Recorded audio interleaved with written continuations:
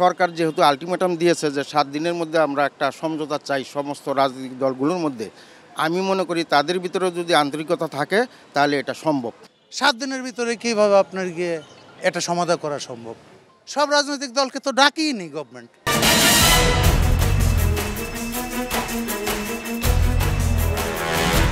দর্শক শুভেচ্ছা। ক্ষমতা নাকি জনতা, আপনি কোন পক্ষে? আমি কিন্তু সাধারণ জনগণের মতামত শুনতে আজকে এসেছি রাজধানীর মিরপুর 1 নম্বর এলাকায়। আমি আসিফ সুমিত, 21 টেলিভিশনের জনতার কথা অনুষ্ঠানে সমসাময়িক ইস্যুতে তুলে ধরব সাধারণ মানুষের মতামত। আমাদের প্রত্যাশা দেশে শক্তিশালী গণতন্ত্র, আমরা চাই সরকারকে সহায়তা করতে। দর্শক শুরুতে একটি প্রসঙ্গ উল্লেখ করতে চাই। গণভোট ইস্যুতে আমরা দেখতে পাচ্ছি যে বাংলাদেশের রাজনৈতিক দলগুলো দুটি পক্ষে বিভক্ত হয়ে গিয়েছে।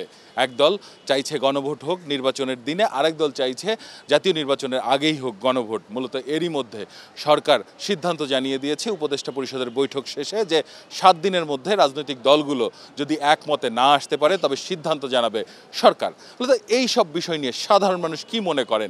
গণভোট কবে হলে ভালো হয় বা রাজনৈতিক দলগুলোর কাছে কি ধরনের ব্যবহার প্রত্যাশা করেন আপনারা? একটা সমঝোতা তো অবশ্যই হইতে হবে, বা যেটা ভালো হয় আমরা আশা রাখবো এখানে যারা উপদেষ্টা মণ্ডলীতে যারা আছেন সবাই বিজ্ঞ মানুষ, তারা অবশ্যই দেশের মঙ্গলের জন্য একটা সঠিক সিদ্ধান্ত তারা দিবেন। সরকার যেহেতু আলটিমেটাম দিয়েছে যে 7 দিনের মধ্যে আমরা একটা সমঝোতা চাই সমস্ত রাজনৈতিক দলগুলোর মধ্যে, আমি মনে করি তাদের ভিতরে যদি আন্তরিকতা থাকে তাহলে এটা সম্ভব। যদি তারা আন্তরিক হয়, আমরা মনে করি যদি তারা আন্তরিক থাকে অবশ্যই সেটা 7 দিন না 7 মিনিটেই সম্ভব। আর যদি শুভঙ্কের ফাঁকি থাকে, তার গায়ে এই সরকার বেশিক্ষণ সময় রাখতে চায় বা তাদের যেই চেয়ারগুলি দখল করে বসে রয়েছে সুবিধাবাদী চেয়ারগুলি, এটি না জানে তাদের জনভিত্তি নাই, জনগণের ভোট এলে তারা ক্ষমতায় আসবে না, জনগণের প্রতি আস্থা নাই, জনসমর্থন নাই।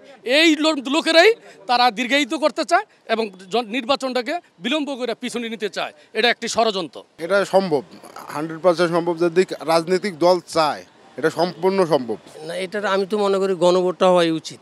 রাজনৈতিক সবগুলো দল যদি ঐক্যবদ্ধভাবে একসাথে আন্তরিকভাবে হয়ে চিন্তাভাবনা করে তাহলে 7 দিনের ভিতরে সম্ভব, সিদ্ধান্ত নেওয়া সম্ভব, অবশ্যই সম্ভব।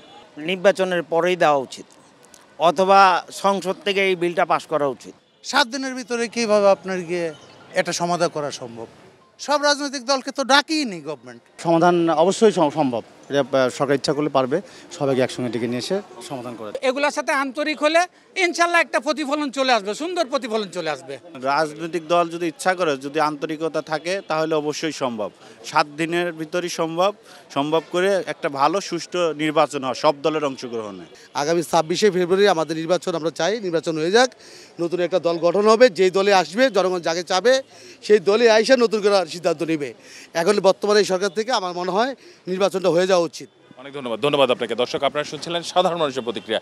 এবার আরেকটি প্রসঙ্গ নিয়ে সাধারণ মানুষের কাছে আমরা জানতে চাই।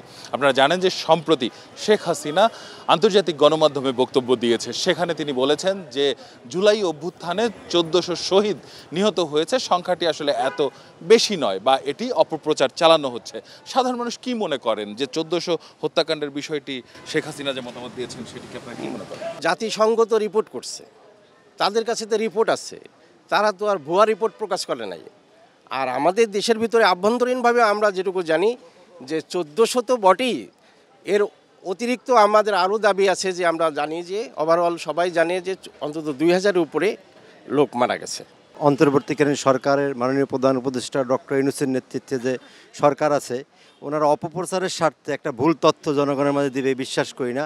অতএব ওনারা যে তথ্য দিছে সরকারিভাবে সত্য সঠিক। সংখ্যাটা কম বেশি হইতে পারে, তবে নিহত হয়েছে এটা সত্য। শেখ হাসিনা মিথ্যা বলছে, উনি তো মিথ্যার আশ্রয় নিয়েই এতদিন ক্ষমতায় চলে গেল।